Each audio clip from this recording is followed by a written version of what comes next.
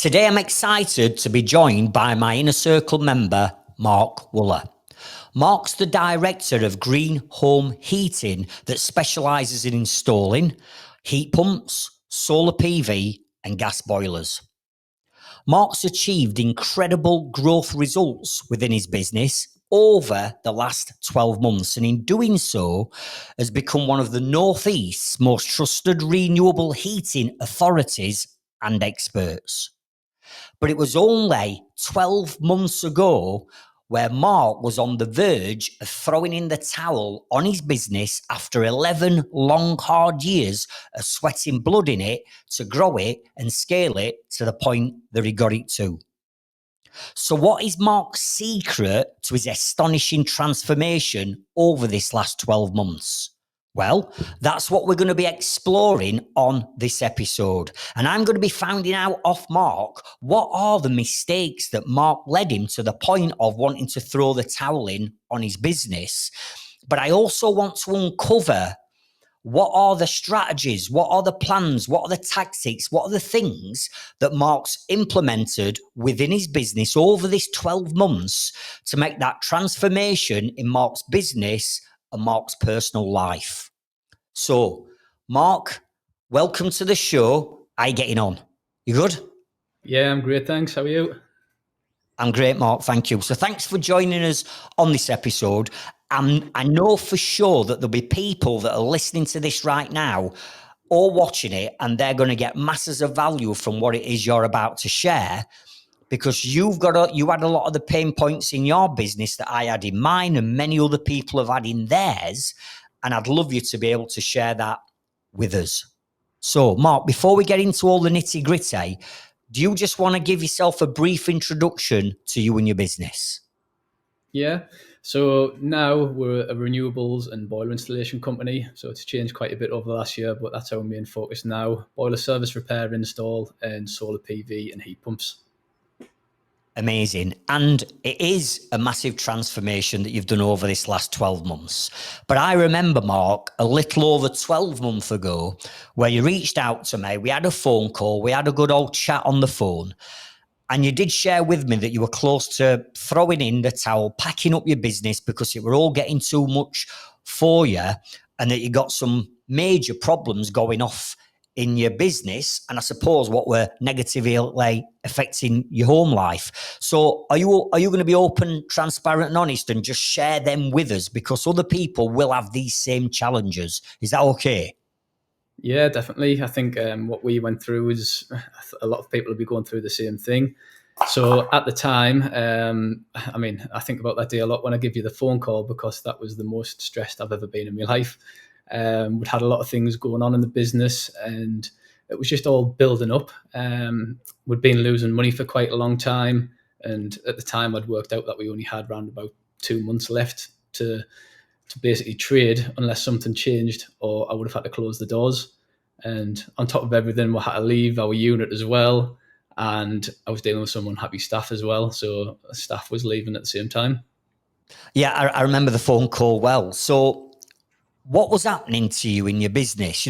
Because on face value, you've been trading for 11 years. You've got a showroom. You've got 5 members of staff. You've got multiple vans on road. You were busy. You got work on. But what we're missing, something was going wrong, wasn't it? So what was it? What were the challenges and what we're missing?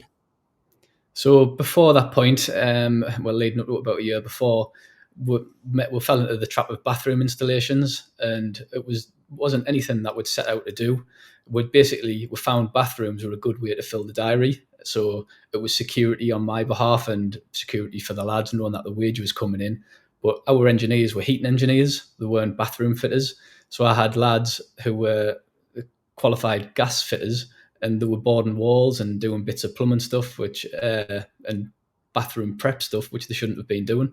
So they just weren't happy, and I was getting a lot of aggravation about that. I think I banned the word nightmare at one point, because it was just being used that frequently. I just didn't want to be associated with the word nightmare. So yeah, one day we made the rash decision just to cut bathrooms, which was probably about 60% of our work. But when we did that, I didn't have any plan in place for what we were going to do. in my head, I was just saying, we're not a bathroom installer anymore. We're a boiler installation company. But I didn't have a cash flow forecast in place. I didn't have any marketing strategies. I just pulled the plug one day, cut a load of our work, and expected it to work out okay, which led us to taking on some expensive Google adverts, which unfortunately didn't work and put us in an even worse position. So yeah, there was a lot of things going on at the time, which weren't very good, and the business was losing money quite fast. Yeah, yeah. So what was the final wake-up call then? Because something must have happened. There must have been a catalyst that led you to making that phone call to me. And what actions did you take following our phone call? So the biggest wake-up call was that day. I've always been able to absorb pressure quite well and just get on with it and just sail by really without taking too much stress on board. But that day I remember I pulled over in my van and I cried my eyes out on the side of the road because I thought I was going to have to let four staff members go that I really cared about. And the business was too good to fail. We had some brilliant engineers who'd done excellent jobs, but the money just wasn't coming in the right way. So it was just taking on way too much. I could feel the stress building and I knew something had to change. So when I messaged you, it was actually before we started doing the inner circle as well. So I think I was just expecting a 5-minute phone call from you just to give us the silver bullet to fix all my problems. But we end up spending an hour and 20 minutes on the phone going through all these different marketing strategies and possibilities of pulling work in fast to get us through this period. So after the phone call, obviously I felt a lot more positive about the way the business was and how we had things set up. We just needed them few last little bits and pieces in place just to get us through and bring some money into the business. Then we started in a circle, and the first section was mindset. And working on the mindset after that hard period was just a massive game changer and just gave us loads more energy, loads more sort of confidence that what I was doing was the right thing. And yeah, we've managed to build from there. Yeah. And you know what, Mark? You know that I work with a lot of plumbing and heating engineers, right? And a lot of them do exactly the same as what you've done, which is fill the diary with bathroom work, right, to tie you over. Because as we know, in them summer months, boiler installations can slow down slightly. So you need something to fill your diary. But we also know that doing the bathrooms aren't necessarily profitable. They take forever, and you're always relying on other trades, aren't you? And other trades that can potentially let you down, such as Sparky not turning up on time, or plasterer not coming, or tiler not coming, which then has that negative effect on the job, which is why we end up losing money. And when we started the inner circle, we said, what is the most quickest, easiest, risk-free way of you making money? And we started looking at that, didn't we? Different ways.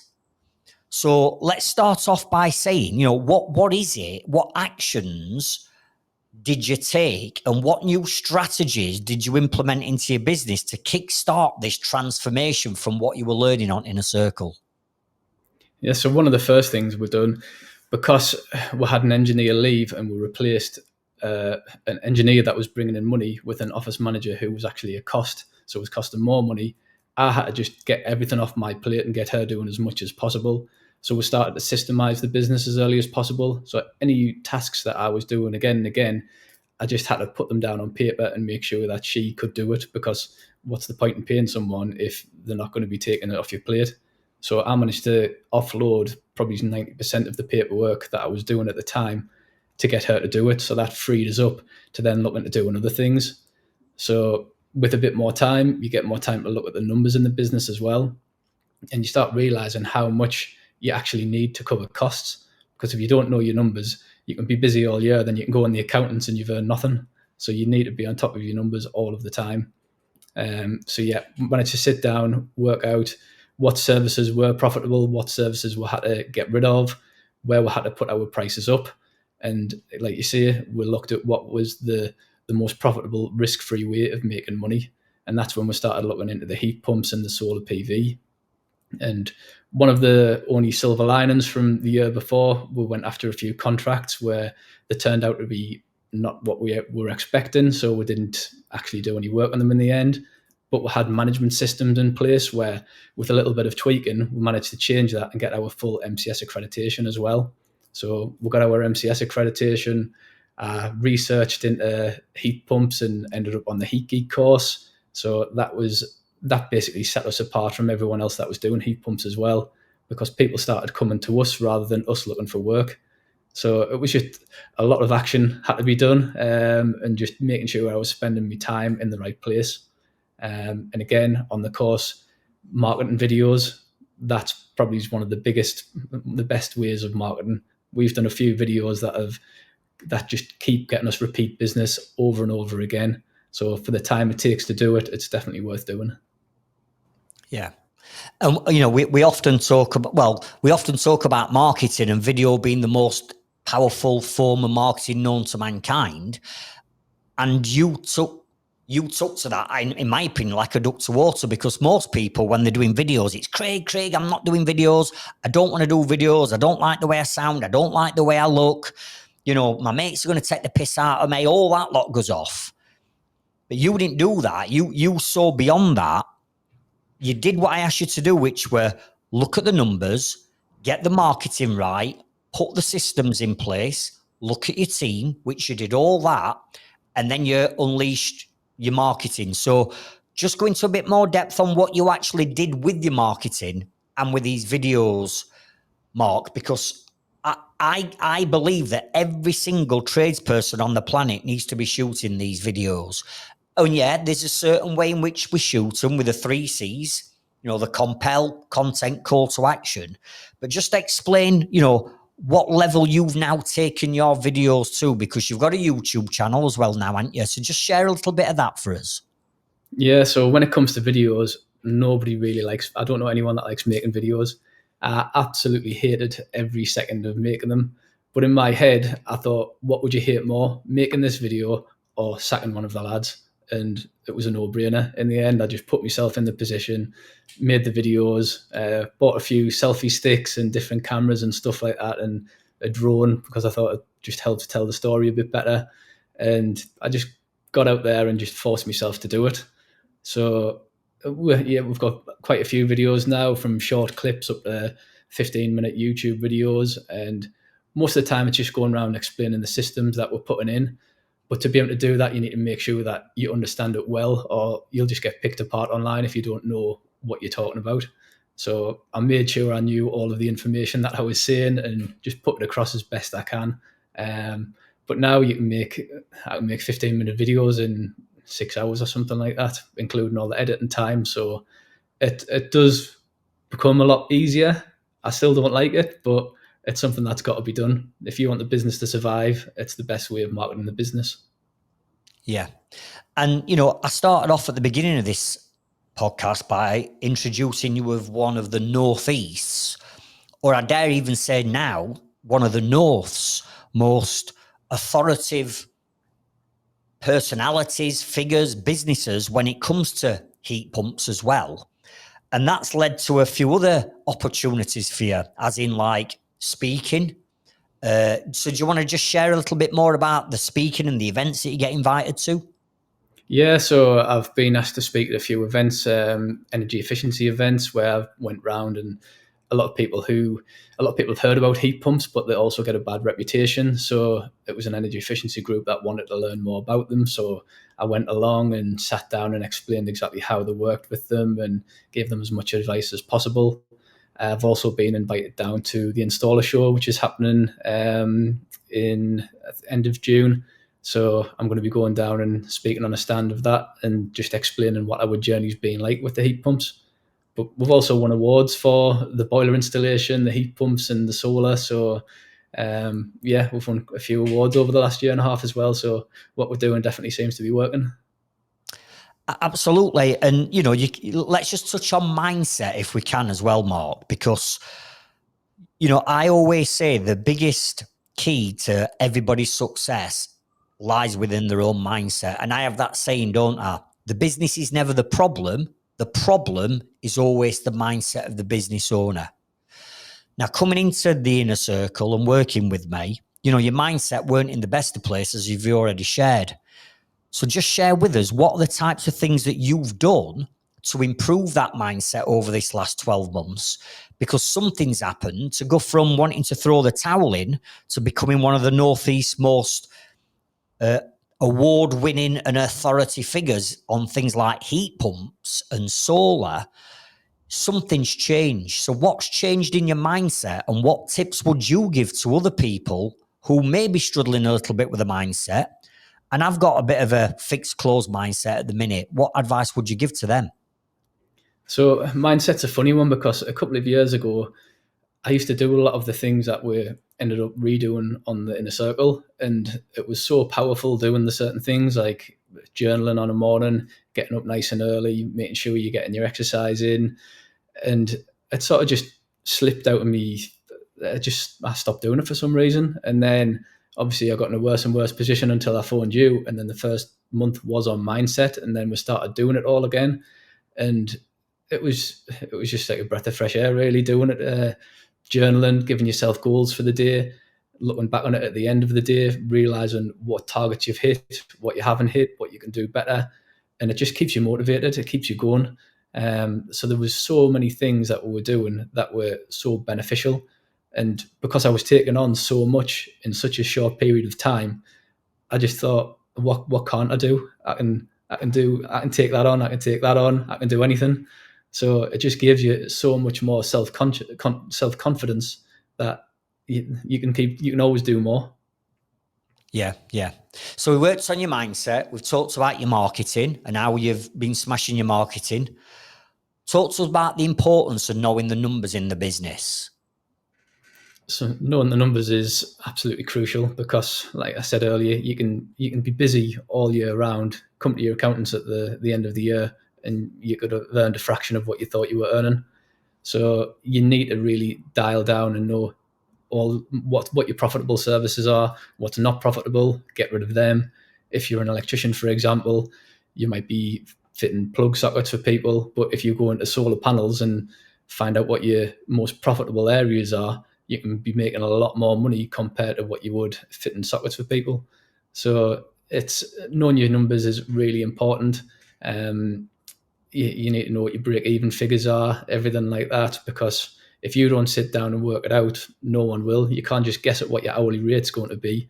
You need to know what all your overheads are, how much people's holidays cost you, how much all the equipment, vans, everything. You need to factor in everything. Yeah. And, you just mentioned there, tying in understanding the numbers and going back to what we've touched on already about bathrooms. We're not saying that you can't make money from bathrooms, but what we are saying is always a quicker, easier, risk-free way of making money. And this is where, when you looked at these and you looked at your numbers, this is where the renewable side were really born, weren't it? Because now you're into doing the heat pumps and now you're into doing the solar. So do you just want to share a little bit more about that transition over and the type of work that you're now doing? Because that's made a massive, massive positive impact on your cash flow, and it's had a massive, massive positive impact on your net profit margins. So just talk to us about that transition over to heat pumps and solar. Yeah, so I mean, when it was a bit scary at first of how to price these jobs, because it's something new, it's sort of bigger margins on everything like that. Everything's more expensive, and to do the jobs right, it does cost money. So you need to make sure you know every figure and how much you want to earn on top of that to be able to make a good profit. So moving into the heat pumps, we had to make sure we were taking deposits off people up front to help with our cash flow, because with the heat pumps, again, you're waiting for grants from the government, which is paid after the install. So you need to make sure the cash flow is rolling along nicely. So yeah, you have to understand everything about the figures, and because it's more of a specialist thing, there's more margin, more profit margin on the jobs. You don't have as many people sort of battling out like in the common boiler market, trying to cut everyone's throats and do it for as cheap as possible. There's still a level that you have to get to with doing heat pumps with the MCS and everything like that. So there's a lot more profit there compared to your boilers and your bathrooms. So that's the reason that we're sort of went down that route and towards the MCS, the heat pumps, and the solar PV. Yeah. And then once you got all that accreditation and you've been working on your marketing, you started doing your videos, that's when all the work started rolling in. So how much, because you're usually booked up months in advance now, aren't you? Yeah, at the moment we're sort of 2-3 months ahead. Yeah. 2-3 months ahead, booked up solid with more profitable work and a happy team. Not doing bathroom installations with an unhappy team losing money. Yeah, exactly. I think the extra profit that we've managed to bring into the business, we've been able to buy better tools, buy better equipment to make their jobs easier. We've been able to pay them more money for well, it is hard work doing the heat pumps and stuff like that, but the lads get paid more now, and that's the reason they come to work, to earn money. So if we can make it as easy as possible for them to make as much money as possible, that's what I want to do. Yeah, amazing. Amazing. And here you are 12 months later in a completely different position. You know, you've talked about your profit margins rising. So are you happy to share with us some of the results, some of the wins and some of the growth that you've had over this 12 months? Yeah, I mean, wins wise, I say a happy team is one of the biggest wins for me, because it's one of the reasons I do it. I want everyone to be happy in the business, and I want our customers to be happy. We're producing some of the best quality installs in the country, so we know the efficiencies of the work that we're doing is really good, and all of our customers are really happy as well. But from a financial standpoint, the growth in the company's been mega compared to last year. So I think when we're checked for something like 486% up compared to what we were the previous year. So Wow. again, Wow. that's allowed us to invest more in new vans, new equipment.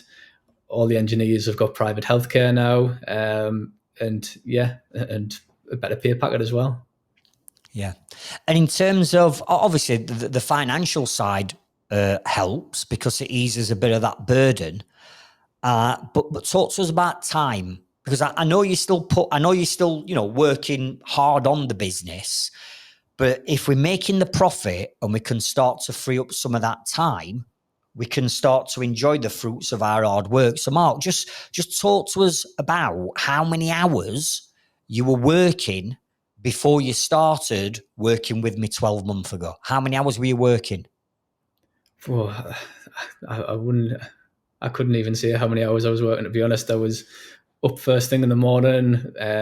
One thing I've never done, I've never worked while the kids have been up, because I just don't want to see. I don't want them to see me working. So I would work sort of 6 in the morning till 4 at night, and have a little bit of a break, and then put the kids to bed, take them to their activities, and then laptop would be straight back open again. And just every hour I was awake, I was probably working, apart from when the kids were awake. So yeah, I was working a lot. Yeah. So 12 months ago, we're working many hours, making no profit. I've got a team that aren't enjoying what you were doing. But now, just share with us how many hours you're working now. Because, and don't get me wrong, I know you're still putting the hours in because you're creating all the content, you become a content creator. But how many hours are you working now, and what's the stress levels like? The stress levels are a lot lower now, because I think once you've got a bit of a financial buffer, and you know the business isn't going to disappear in 2 months' time, you can take it a little bit easier. I'm still in a stage where I'm pushing the business, and I want to keep growing it as much as possible, and we've still got room to grow. So I am still working quite a lot of hours, but it's just it's enjoyable work. It's not working as hard as you possibly can for no rewards whatsoever, just to keep getting hammered down and down and feeling worse and worse.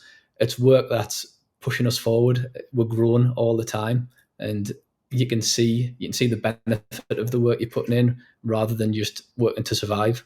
So I still do a lot of hours, probably not as much as I was then, but close. But that's to set us up for the future. I'm basically buying time back in the future now, putting systems in place, everything that we're doing, systemizing it, trying to train other people up to do the jobs that I'm doing. So eventually I can step away from the tools, and the business will keep running without us. Yeah. And you don't mind putting graft in when you're earning the money, but the difference now is it goes back to that, what I call work life choice. There is no work-life balance. It doesn't exist. It's a work-life choice. You choose to work the hours you're working, or you choose to own the relationship with time. And that's what you've now achieved, isn't it? You choose to do it. You're not forced to do it like you used to. You choose to put the time and the effort in now because you know it's going to bear fruit moving forward. Yeah, definitely. So, like I said, it's buying time back in the future for me now. It's setting up a business that's going to run for a long time without needing me. Because if something happened to me, essentially those 5 people would be out of work anyway. So if I can set up the business in a way that it'll run without us, if the worst scenario happened, the business would still be here. Yeah. So, Mark, what's one piece of advice that you would give to someone that may be experiencing some challenges in the business? And let's face it, there's loads of challenges. We've both been there, right? So whether it's time, whether it's mindset, whether it's systems, whether it's knowing your numbers, whether it's marketing, there's so much that we've covered and you've mastered. But one piece of advice that you'd share, what would it be? It's hard just to give one piece of advice, to be honest, because you need so many of them different key components. I think the mindset is huge. It's probably one of the biggest. But if I was to give advice to someone, you need to know what direction to go in. So you need something like a training program like the Inner Circle, like I went on with yourself. A lot of businessmen, basically a plumber starts doing a good job and everyone says, "Oh, you're very good at that. You should start your own business." And then from there, they're like, "All right, I'll start a business." But they've trained for 4 or 5 years to be a heating engineer. They've done no business training whatsoever. So going from one to the other is completely different, and you don't understand what you need to grow a successful business. You're just sort of making it up as you're going along and making the mistakes and finding out. Whereas if I could have done a business course before I even started my own business, the path of our business could have been completely different. Yeah, yeah. It's strange, isn't it? Because we set up a business, most of us, to build a better quality of life for ourselves and as families, thinking we're going to all become stinking loaded, we're all going to earn loads and loads and loads of money, and we're going to have a choice for how much time we spend. But that's not what happens. It didn't happen to me, didn't happen to you, didn't happen to most people.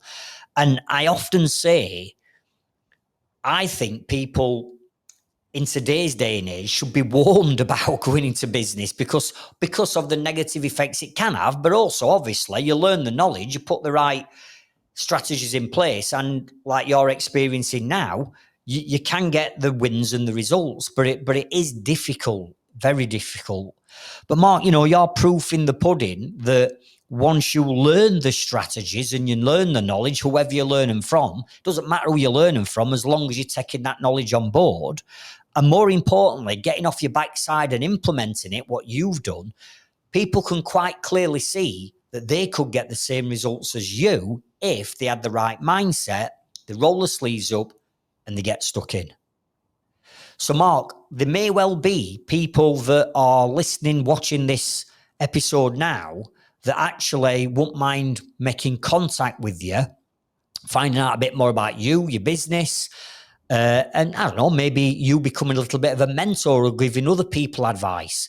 So what would be the best way of people being able to contact you, and what social platforms are you on? I think the best way is probably just my email address. So mark@greenhomeheating.co.uk. We're on sort of Instagram, Facebook, LinkedIn, stuff like that as well. So if anyone needs any help or advice, I'm happy to give it if they want to reach out. Yeah, amazing. Thank you. Well, listen, Mark, it's been an absolute pleasure to have coached you over this 12 months. And like we said, this is just the beginning. You've turned your business round, you've turned your life round, and you've got everything in place now to push on and take this business to exactly where you were always dreamed of getting it to. So thank you so much for jumping on and joining us. Really do appreciate it. And I'll catch up with you soon. Thanks, Mark. Thanks very much, Craig. So there you go. You've heard from Mark on what he's achieved over this last 12 months. You can do exactly the same.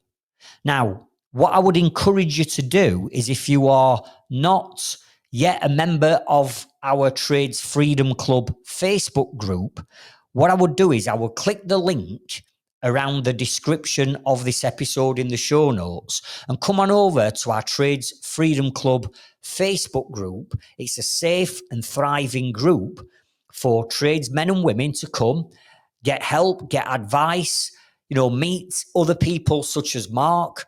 Mark's in there. He's happy to help you and answer questions. But there is free help and support out there if you want to come along and join us. So click the link within the description, head over to the Trades Freedom Club Facebook group, come and tell us that you've listened to this episode with Mark Wooler on, and I'll look forward to catching up with you on next week's episode.